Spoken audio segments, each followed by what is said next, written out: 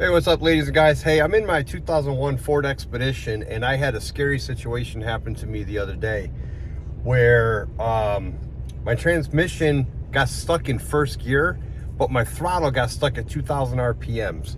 Never had the throttle stuck at 2,000 RPMs. Actually, it was over 2,000 RPMs, and it was wouldn't shift out of first gear.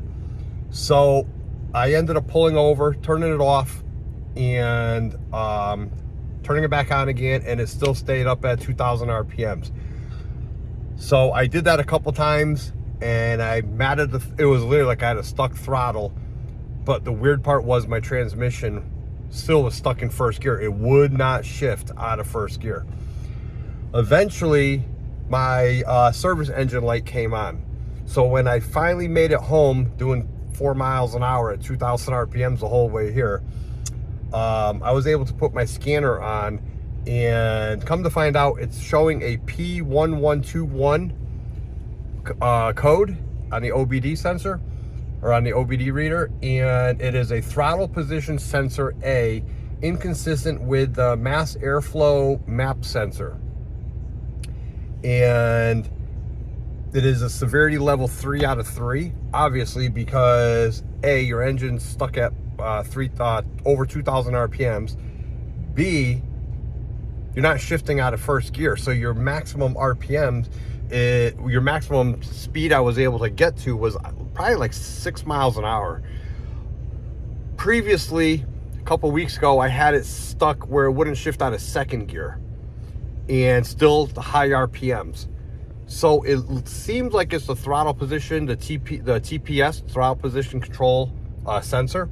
So I went and picked one up, and I got the standard one, which supposedly is a newest version, and it's a TH157 right there. There you go. It's standard, and supposedly it's a newer. There's supposedly 3 versions of this thing, and this is a newest version. So we're going to attempt to put this in today, and I can't guarantee it's the 3rd version or not, but supposedly it's the newest one. I don't know. They said it is, but it is what it is. As long as I don't get the stuck throttle again. It was like $45 plus tax. So let me show you my code reader, and I'll just show you the code real quick, and then I'm going to pull this into the garage and we'll get started on it. So here's that code reader I got from Harbor Freight a while back, and it's showing a P1121. And if you could read it, it says this fault will cause damaged components and should be repaired immediately. And I definitely agree with that statement. So, like I said, my service light came on down the bottom left there. So we're gonna pull this into the garage, and we'll see if we can get this thing fixed tonight.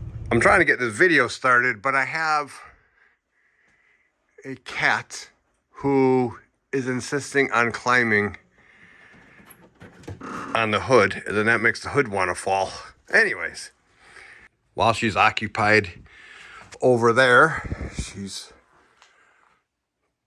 playing jungle gym in the vehicle. I'm going to try to show you where the throttle position sensor is. If you follow your air filter intake tube, it's right back there. So we got to take this off, and your mass airflow sensor, I do believe, is right inside here. We're going to clean that off, get all this out of the way, and then it's just held on by 2 Phillips screws. But supposedly they are pretty tough to get out. There's one of them right there. Due to the 2 different types of metal, I do believe it's aluminum and then a steel screw, so they kind of stick. So you kind of got to be very careful when you take those screws out. But anyways, I'm going to set you up, and I'm going to start removing all this air box.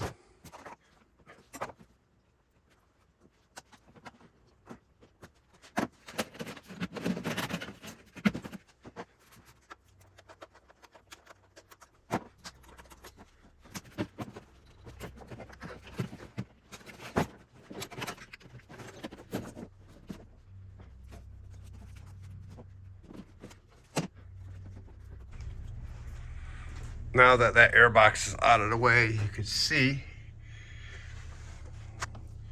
right here. These 2 Phillips screws and that wire. Pretty easy to get to now, we hope.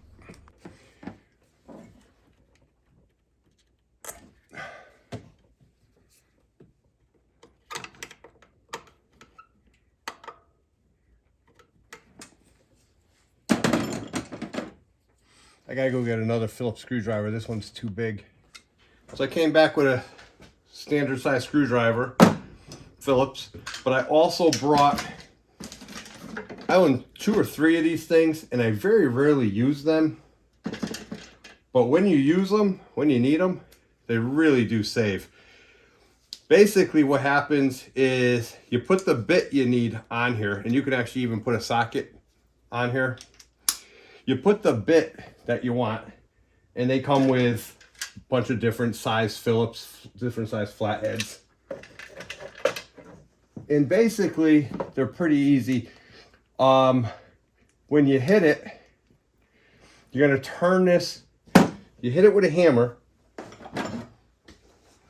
and it basically breaks them loose. I don't know if I'm gonna be able to get it in there. Oh, that's gonna be tight. I can't get it on a straight angle. So I'm gonna hopefully not have to use this. But if I, you know, it's gonna be tough on that angle because this air pipe is right in the way. But what happens is when you hit this, let me see if I can push it in. It just goes, it turns the slightest little bit in whatever direction you have this twisted in. So if I'm going to like a reverse thread, I would hold this way, hit this with a hammer, and it would actually give it a tiniest little impact forward. But I want to go reverse, so you turn this backwards, see? Turn that part backwards, hit this with a hammer, hold a lot of pressure in and a lot of counterclockwise angle on it. You hit it, and it actually turns this the slightest little bit to break the screw loose or the bolt loose. They work great when you need it. One place I use them a lot is on when the rotor has a set screw. Let's see if I can get these out without this though, because that air pipe is going to be right in the way of using this.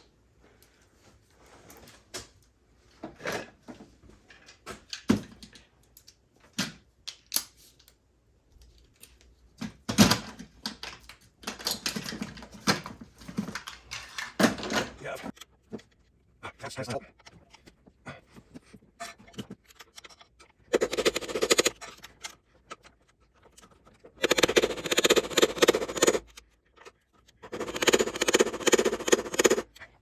Screwdriver. Is that tight in there?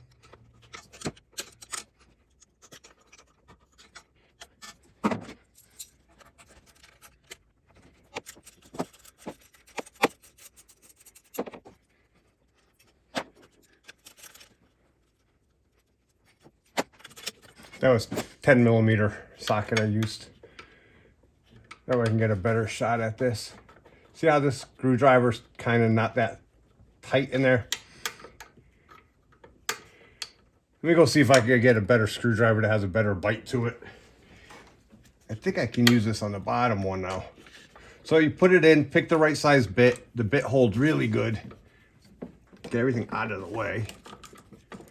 And you're gonna hold counterclockwise pressure in on it, and you hit it, and hit it. And if you notice, every time I'm hitting it, that screw turned the slightest little bit. Let me zoom you in, see if you could get a little better. I can only get this on the bottom screw, but we're gonna put this in, hold pressure counterclockwise, and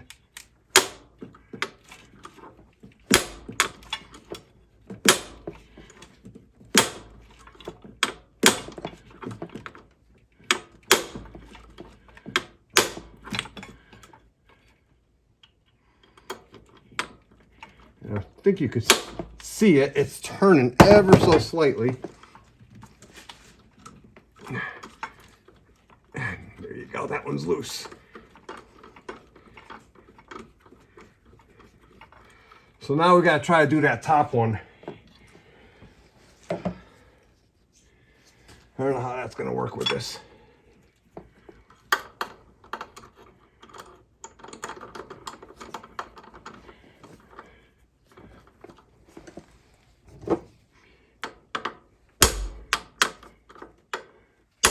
There you go, you got it. That device works great if you're worried about stripping a screw. As long as you don't strip it to begin with, it works good. So when in doubt, try to use it if you think you're gonna have a problem and it works good.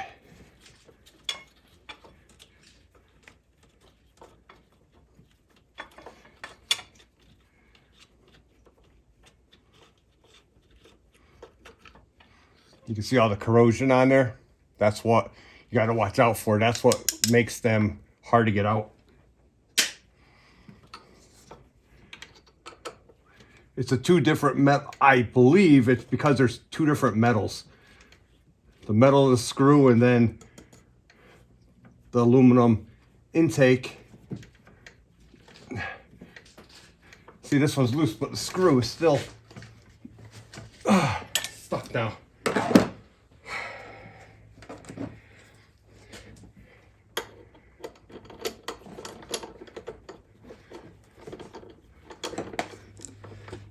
The screwdriver doesn't really have the good bite on it.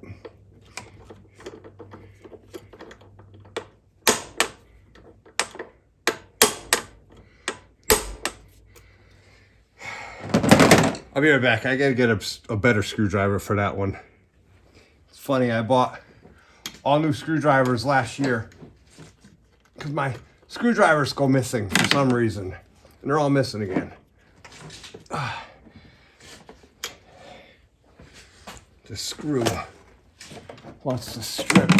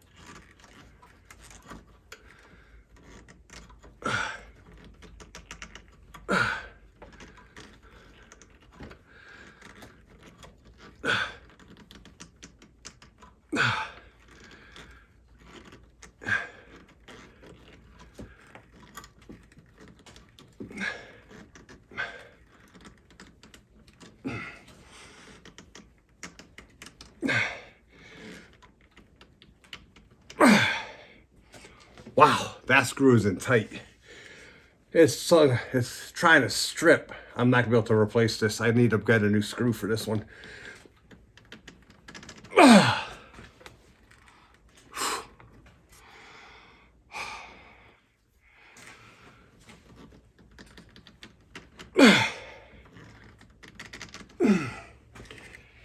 That is tight.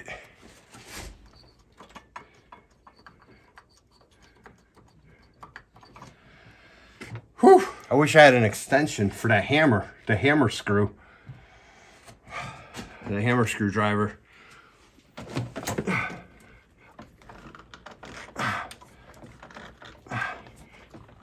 There it comes. Oh, no.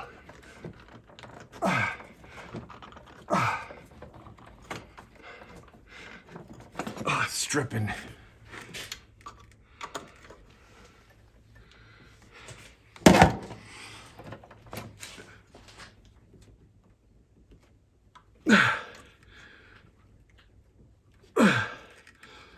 There it goes. Come on. Wow.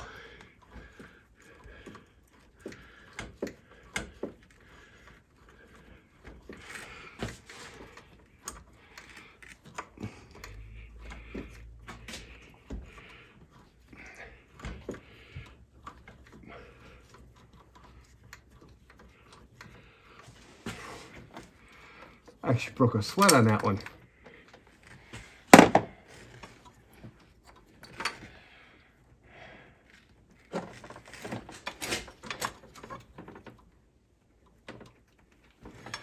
And that screw, I just dropped it in the dirt, is not reusable. So we got to go to the store and buy a new screw. But I got the part off.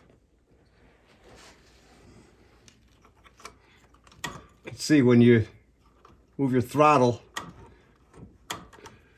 that turns that, which registers with the computer, I guess, the position, and it's all corroded and wet. So we're gonna have to clean that up with carb cleaner also before we put it back together. But for right now, I gotta go get 2 new screws before I can put this back together. I'm not gonna even think about putting these back in. So, all right, I'll be back. So one of the best things I've bought over the years was a thread checker, basically. And this, they make a whole bunch of different types. They're really cheap. This was like $25 on Amazon. And the black are metric, the silver are American Standard. And basically what you do is, so remember, this screw's no good. So we got to find what screw it is. Instead of going to the hardware store and going up and down the aisles trying to figure it out, you take your screw and you try to find a thread that this screws into, and there you go. So this one screws in, this particular style has a female thread on this side and a male thread on this side. So if I had a nut that I was trying to find a thread, I could just screw it on this side. But this right here screws in nice. Look on the side, and it says it's an M5.8, 0.8. So now I know what size, and then all I gotta do is worry about what length it is. I'll give you a close-up of how this works real quick. So here's a close-up look at it. As you can see, you just go down and try to find the ones that it fits. Obviously, it doesn't fit that one. Obviously, it doesn't fit that one. You get down to this one, and you don't want to ever force it, but you can screw it right in by hand, nice and easy. And then you'll read right on it. It says, I don't know if you can see that, but it says M5-0.8. So I will go to the hardware store. I will find 2 screws. They don't have to be Phillips, but I'm going to come back with 2 screws of that thread and this length, and then we can put this back together. So if you don't have one of these, it's a great investment just to stick up on the shelf, stick in a drawer somewhere. And it, like I said, it does, there's so many different threads out there. I'm not gonna have all of them, but it'll have majority of the most common threads up to whatever size you buy it. So this works really good. I really like this one. So see if you can pick one up. Like this is 7/16 by 14 thread. And this is 3/8 24, 3/8 16, 5/16 24. So it has a little of everything on there. All right, let me get to the store. I got to get these.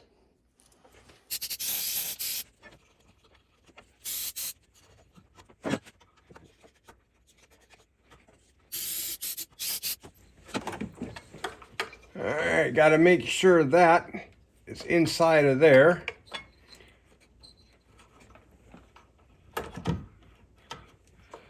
And I guess you just screw it in there.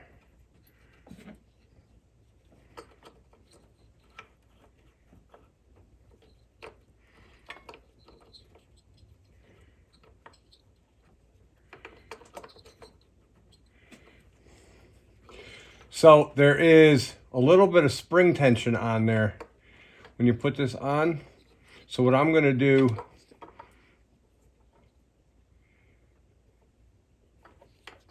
is put it down like that and spin it up. I don't see, yeah, because it won't go that way down. So you got to put it on a little bit of an angle down and then spin it up.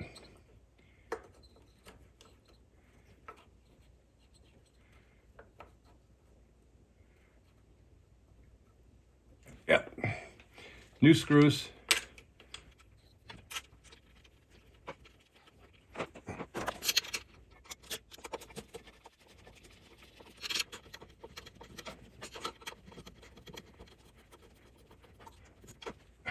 Snug it up. It's only plastic, I guess.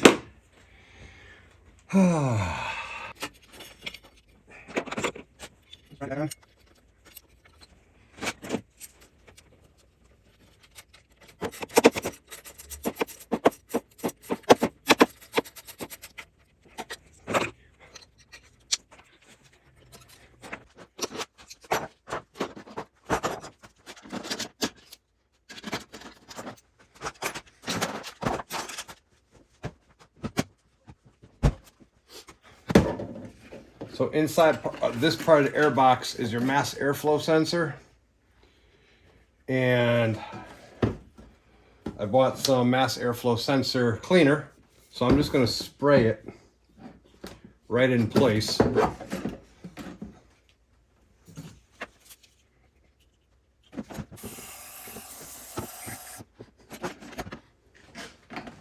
right, you got to watch out for that little element that's inside there.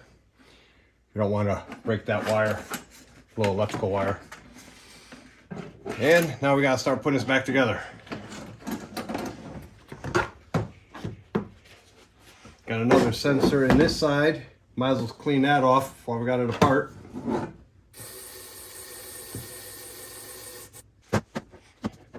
Like that. I do believe there's this notch that's up on the top of this box is a top. There's a little notch out in that boot.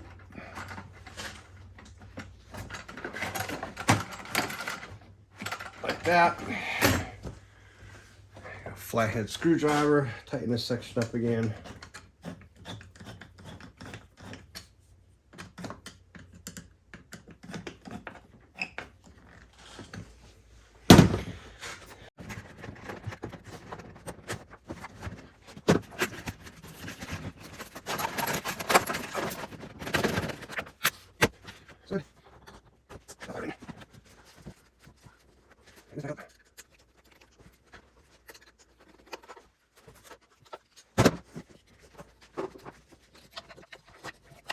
And that is it.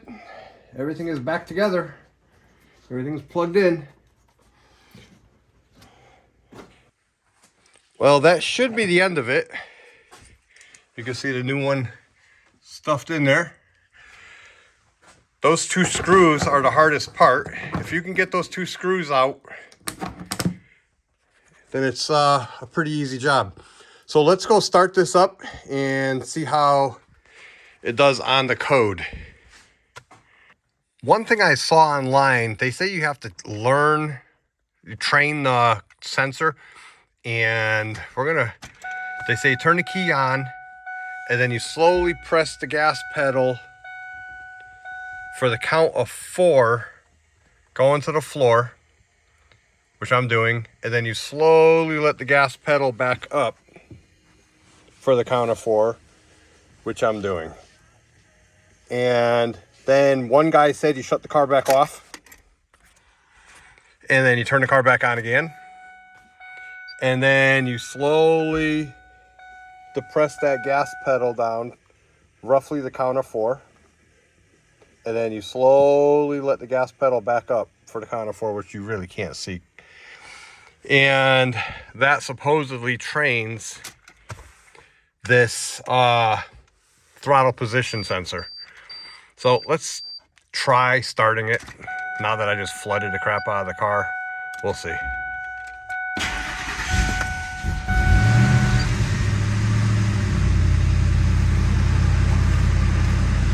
Okay, well, the engine light is still on.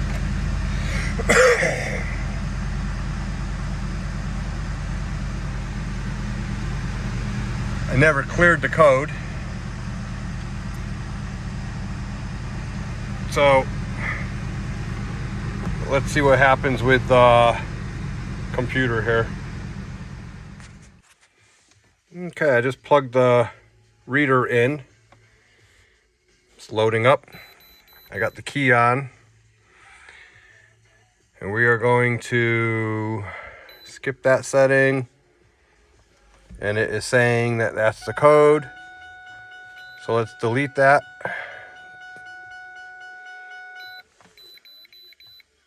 Okay, erase was successful. Turn the car off. Turn the car back on. And check engine light is off. I gotta open the garage door.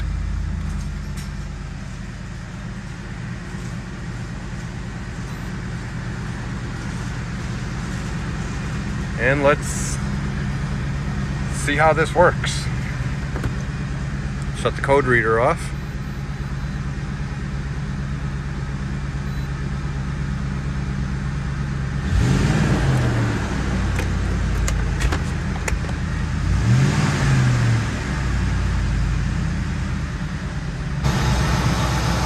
All right, well, it seems to be running good. It's cold, so the choke is on the high idle. All right, so let me lower this light down in the hood, and then we'll take it for I'll take it for a test drive.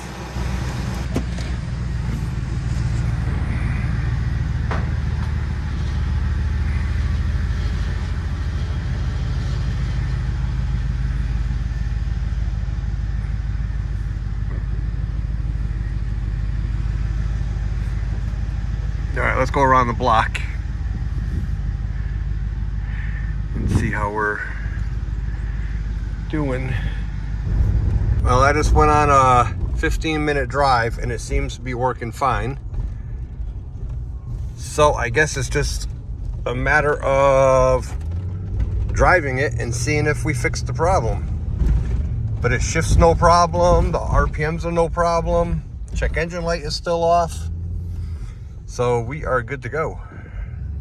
Well, I'm gonna call it. I just took it for like a 15-minute drive around the block. The check engine light is still off. The transmission shifted no problem. I did not have a stuck throttle at all.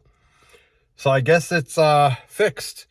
What I am gonna do is this is my daily beater. I drive this thing all over the place. So I'm just gonna keep driving it and see what happens and hope that P1121 code, I do believe that was a code, does not come back up. And if it does, then we'll try again. But that should be the cure of the code. All right, that was replacing a throttle position sensor on a 2001 Ford Expedition with a 4.6 engine. And don't forget to check out some of the other videos and feel free to leave a comment. Just keep the language kid friendly, and don't forget to check out some of my other videos. All right, see you on the next one.